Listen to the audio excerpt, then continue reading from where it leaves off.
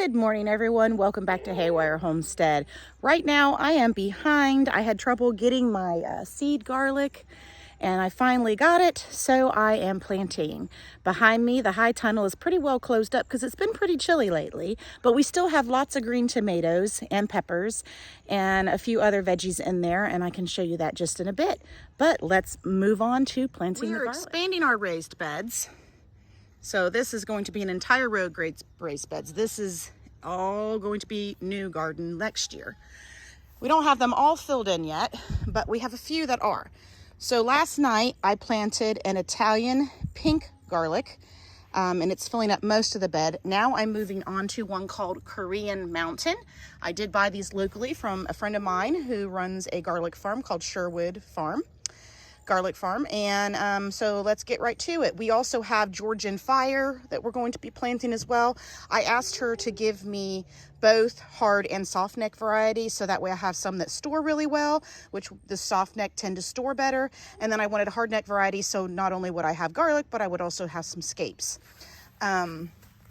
So what I'm doing is just breaking open the bulbs and placing them in a row. I want them every row is about 2 to 3 inches apart, and I'm going to space the cloves about 2 inches apart. And then whenever I put them in, I'm going to push them down so they're covered by about a ½ inch to 1 inch deep.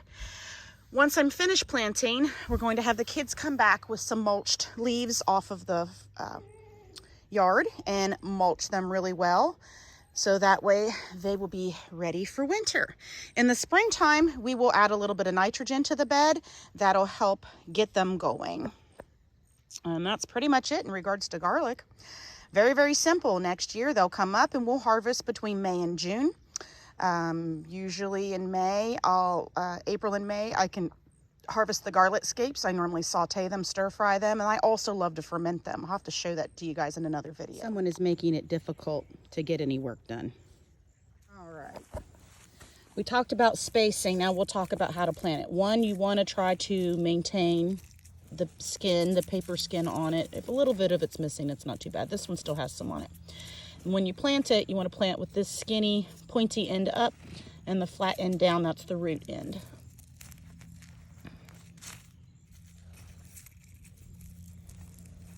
And just wiggle it right in there. So we also have Georgian Fire, Kettle River, and Brown Tempest. So we've got a total of 5 different varieties that we're planting. And I'm hoping that they do well enough that I can make my own garlic powder, and we'll also do some fermented honey garlic. And probably, I'm looking at maybe freeze drying some. We don't have a freeze dryer, but my mom does. So we've been trying different things in it. So I'm hoping to maybe even try to freeze dry some garlic and see how that works out. So as you can see, there's still a lot of green in the high tunnel. Most of my peppers are still pretty okay. The cucumbers, however, are not. These are the hot peppers. And look at all of the green habaneros that we have, and then there's a bunch still turning, and then we have jalapenos down this way. I'm trying to pick some of the tomatoes to start cleaning them out.